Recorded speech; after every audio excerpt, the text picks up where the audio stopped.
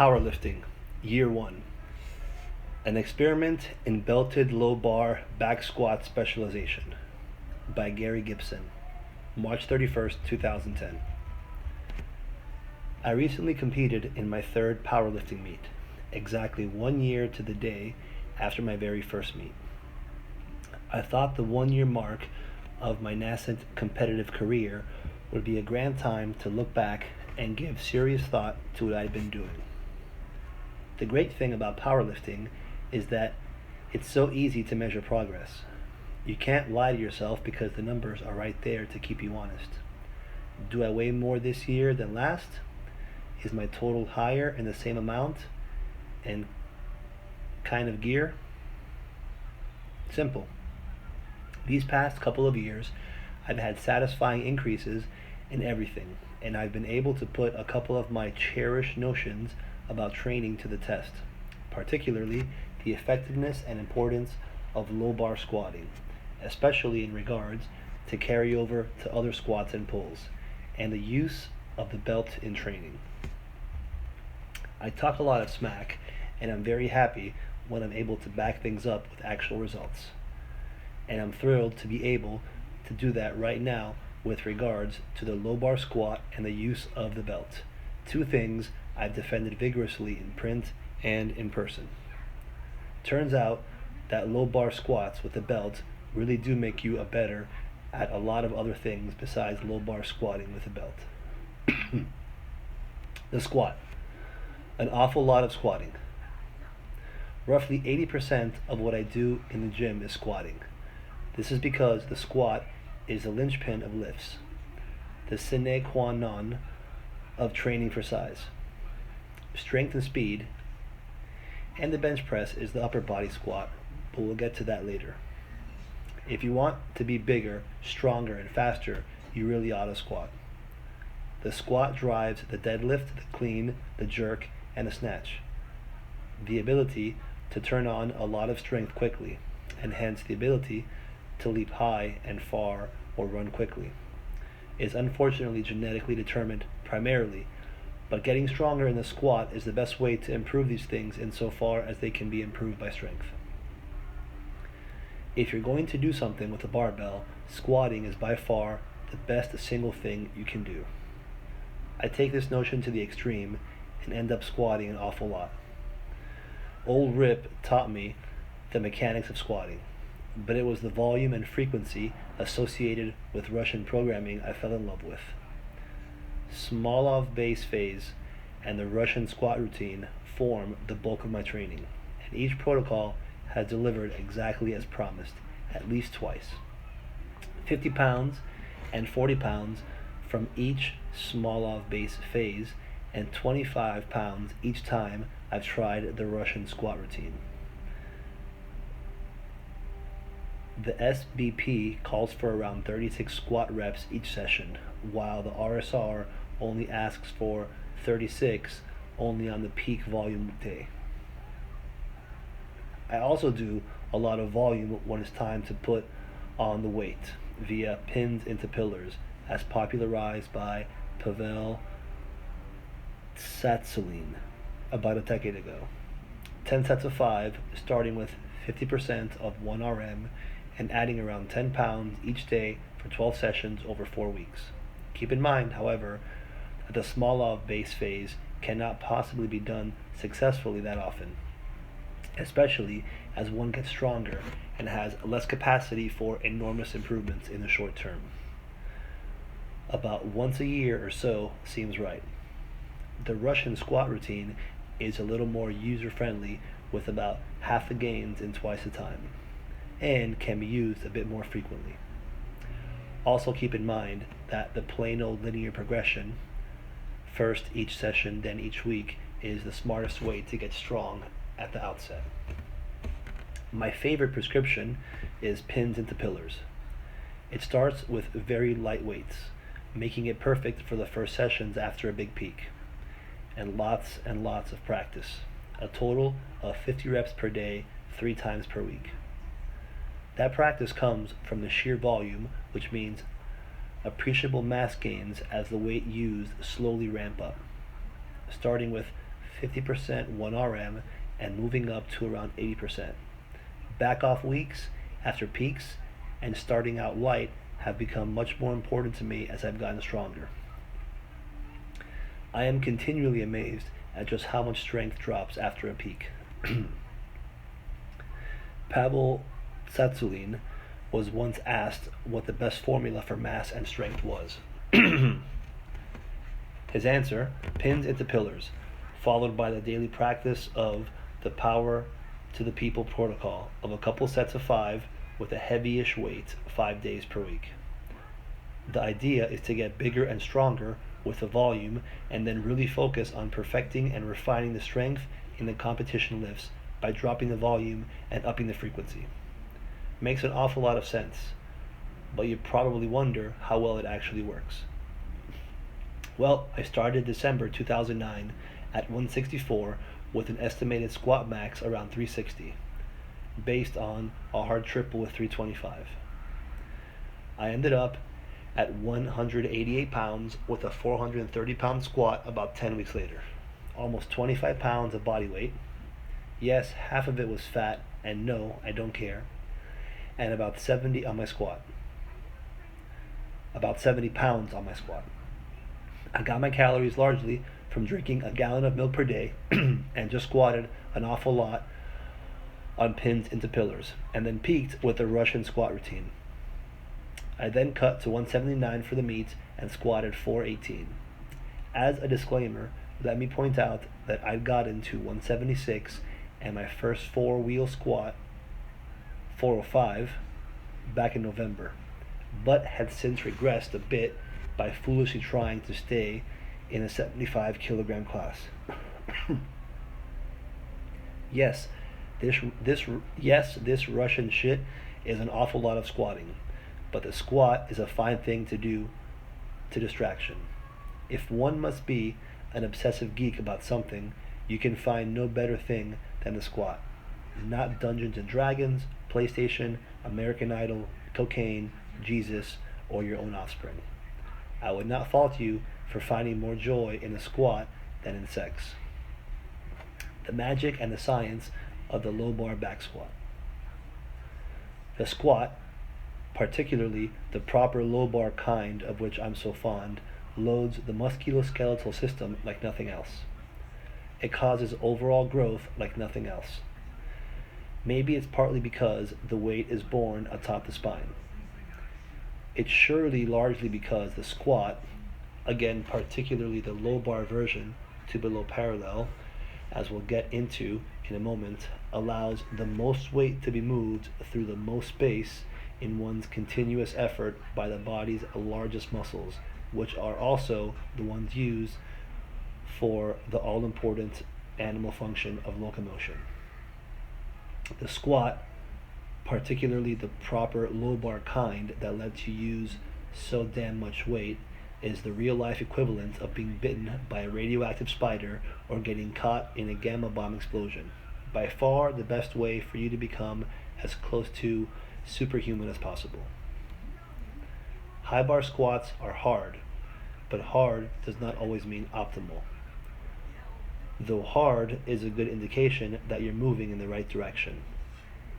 The low bar back squat lies almost exactly in the center of the continuum between a front squat and a good morning, while the high bar is a bit closer to the front squat. The front squat by its nature removes a lot of the stress from the hip extensors in order to focus on keeping the back vertical, and thus the quads, while the good morning leaves out the quads and focuses on the hip extensors. These movements and their biases are both useful things depending on goals and context. While the front squat and the good morning leave things out, the low bar squat puts everything in, even more so than the high bar, and it does so in as close to equal measure as you could hope. The low bar squat is midway between the front squat and the good morning and uses as much muscle as the two combined, much the same way a bench press does more than flies and tricep extensions separately, or a chin-up does more than pullovers and arm curls separately. The low bar squat is more of a blend, just about a perfect blend actually, It utilizes more muscle than the high bar, which is largely why you can move about 30% more weight than you can with a high bar and for the same distance. It struck me just recently that the low bar squat allows the use of almost as much weight as one can deadlift, but through a range of motion about as great as the much weaker high bar squat. You will get very strong if you high bar squat diligently, but you will probably get stronger faster if you low bar squat with 30% more weight using even more muscles over a similar range of motion. It amazes me that I actually have to articulate this obvious fact. Before this article is copied, pasted, and disparaged all over the internet, allow me to underscore this. I know that plenty of ungodly strong people have gotten that way on an exclusive diet of high bar back squats. This does not mean that the low bar squat isn't at least as effective, and in my assertion is that it is at least slightly more effective. The high bar is close enough, and it has a very good track record. What I suspect, however, is that high bar works much better for those whose anthropometry leads itself to a more vertical torso in the squat in the first place. My experience, and perhaps my individual anthropometry, has strongly biased me towards the low bar version of the back squat as my variation of choice and the prescription for driving gains in every other athletic movement involving my lower body. Low bar has been better to me than anything else. The low bar squat is often accused of carrying over to other squats and pulls, and a lot less effectively. The low bar squat is often accused of carrying over to the other squats and to pulls a lot less effectively than the high bar squat. But my experience has been just the opposite. My high bar squat, in which the belt helps far less, was maybe 275 pounds around this time last year. The 70 plus pounds I put on my belted low bar squat gave me about the same increase on my high bar for a recent single of 345, without actually practicing the high bar. Tons of carryover without any specific practice is a sign that what you are focusing on is a very good investment of your time and efforts. My front squat improved quite a bit too. A year ago, I couldn't even imagine getting a single with 225, and now my 1 rep front squat max is 275. Again, the magnitude isn't meant to impress, but the improvement and its circumstances should help dispel some silly notions about the use of the belt and the low bar back squat. For clarity's sake, my front beltless front squat max went up roughly 70 pounds because I improved my low bar back squat with a belt by a little more than 70 pounds.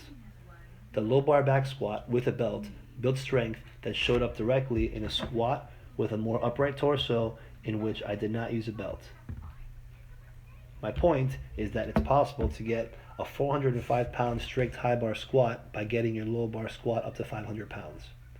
Your front squat would probably be around 315 at that point too. I suspect it's just as likely that your high bar squat will be hovering around 500 pounds if you push your low bar over 600 pounds. My experience tells me that, at least for long limb lifters like me, for whom a forward lean in the squat is more natural, low bar is the more efficient way to get strong. Fanatic devotion to high volume low bar squatting raised my high bar poundage as a spillover effect at least as fast as practicing the high bar squat would have.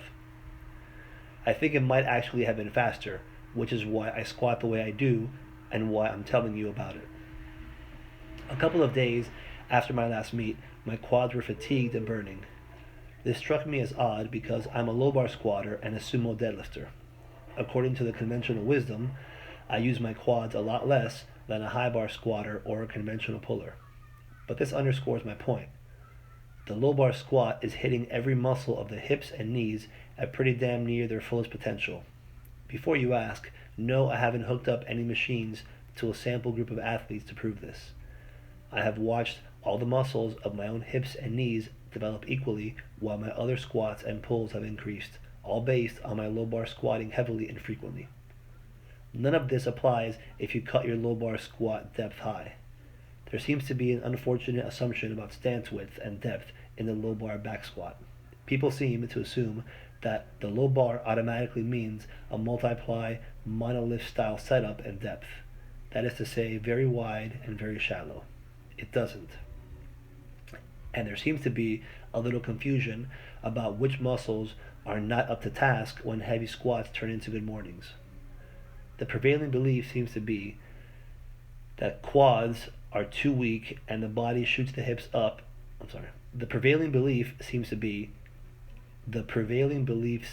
be that it is the quads that are too weak and that the body shoots the hips up and then performs the good morning because the combined strength of those big movers in the posterior chain is much greater than the relatively small and weak quads. But this deserves a bit of further investigation. Getting bent over means that one has failed to maintain the back angle. The angle the back forms with a flat surface upon which one is standing. But holding the back angle as one rises in the squat merely means that one is opening up the hip angle, and the hamstrings open up the hip angle. Yes, turning the squat into a good morning largely removes the quads from the movement, but it's not the fault of the quads. Rather, hamstrings that are not up to the task of stabilizing the back angle create a condition that robs the quads of their chance to contribute to the movement. If the knee extends and the bar doesn't move up, the muscles that extend the knee have merely worked on the knee angle and not the load. If you perform the low bar back squat, then you will also know that getting the hams to stay in the movement, open the hip angle while maintaining the back angle, and thus allowing the quads to work on the bar is the really hard part. When your hips shoot up while the bar doesn't, your quadriceps have worked but your hamstrings have failed. Given the choice, I'm sure your quads would have been happy to have the force they generated be transferred to the bar. But if your weak hamstrings fail to open the hips at the proper rate, that cannot happen. Being able to hold the back angle under increasingly heavy weight means your hamstrings are getting stronger. This will allow your quads to stay in the movement. So stop blaming your quads. Keep your back angle constant and get your hamstrings strong. Belts are still a good idea. Just like I think a proper low bar squat will get you stronger a bit more efficiently than a high bar squat, I also believe that using a belt in a low bar squat is much more efficient, especially than not using a belt at all. I had a chance to put this assertion to the test this past year. A year ago, I believed that it made more sense to train the squat primarily without a belt than train with a belt as the meet approached. I then trained with the belt as the meet approached. Those of you familiar with my sensational debut article know that I've changed that tune. It turns out that it is far more productive to train the heavy work sets of squats with a belt consistently. Who would have thunk it? Again, lots of people stronger than you and I have gotten that strong without a belt. Millions of people have also managed to have a lot more novel sexual encounters with strangers and without contracting interesting diseases. But that is a poor argument for unprotected sex with lots of strangers. Training with a belt allows your abs to work harder, which means you can load more weight on your back for a given volume of work. The upshot is that you get stronger faster. There are still many people who refuse to believe this, and some of them occasionally register on the Starting Strength forums to tell me I'm full of shit. One belt hater insisted that I could not know that beltless training wouldn't have gotten me stronger faster. But I'm not going to pursue a game of internet one-upmanship. I can report any given rate of increase, and someone says I would have gotten more than that if I'd used a belt. Fine. All I can do is present the numbers and allow you to draw your own conclusions. In my case, I started 2009 with a beltless squat max of 315 to 325 and a max of about 345 to 355 with a belt. I got 355 with a belt in the training cycle leading up to my meet in the 75 kilogram class, then 347 pounds in the meet itself. That summer, I decided that using the belt on all the heavy sets would be a good idea. One year after I hit that 347 squat in the meet, my max with the belt in a clean meet best of 418 pounds and a very, very hard and ugly good morning-ish best of 430 in the gym, both at around 180 pounds. So I added about 70 pounds to what I could squat with the belt. I don't max without the belt anymore because I think it's just a little foolish to bother trying. But I do warm up without the belt until the work sets. Those warm-ups always include 2 or 3 very easy beltless reps with 315, which used to be my absolute max sans belt. In case that's not clear, my very difficult beltless max became my easy beltless warm-up for reps because of a year of getting stronger using the belt. If I had to guess, I'd say that my beltless max right now is around 385, which would represent a 1-to-1 increase in my beltless strength with my belted strength. 70 pounds on my belted squat and 70 pounds on my beltless squat, and almost as much on my beltless front squat at about 65 pounds. A lot of people will read this report and still insist that I would have done even better by concentrating on beltless training. If I thought I'd get stronger more quickly by using less weight with a belt, trust me, I would do so. I'm more interested in getting stronger than satisfying other people's notions of 100% rawness.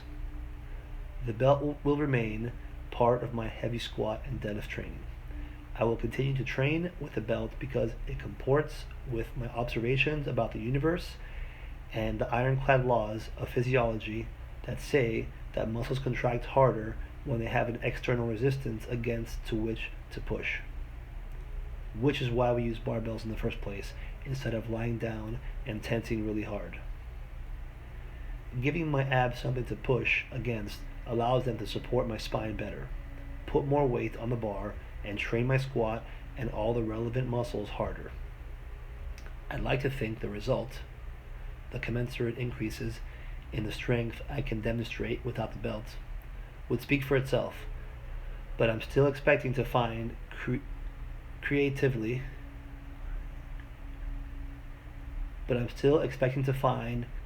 insulting dissent around the internet after this article is published. Pretty good year. USAPL defines raw as limited to a belt, knee sleeves without Velcro fasteners to make them tighter, and wrist wraps. My first meet, I competed raw as a 75 kilogram lifter and managed to squat 347, bench 209, and deadlift 440. Exactly 1 year later, at my last meet, I competed raw as a slightly less skinny 179 pounds in the 82.5 kilo class and managed to squat 418, bench a lackluster 231, leaving a lot on the platform as they say, and deadlift 506. I'm sorry these numbers don't impress. I'm 5'10" and won't be particularly big and strong till I weigh well over 200 pounds. The point really isn't how much I can lift, but how much I've improved in various ways by focusing on one particular kind of squatting. A lot of the assertions I keep making in print are going to be held up against what I'm able to do. That's fine. I currently can't do anything remarkable, but I like to think I'm moving in the right direction and that my experience with squat obsession, especially the low bar squat with a nice thick belt, are taking me closer to that magical place where observation is validated by ability. So far, the low bar back squat has been very, very good to me, healing my hurts and making me better at more things that I care to list just now. I am in constant awe at how random, dangerous, and painful an animal existence is. In the midst of all of this, barbell training, especially the squat, is the one human activity that I know brings improvement. Everything else, sex, art, music, philosophy, religion, politics, etc., is suspect.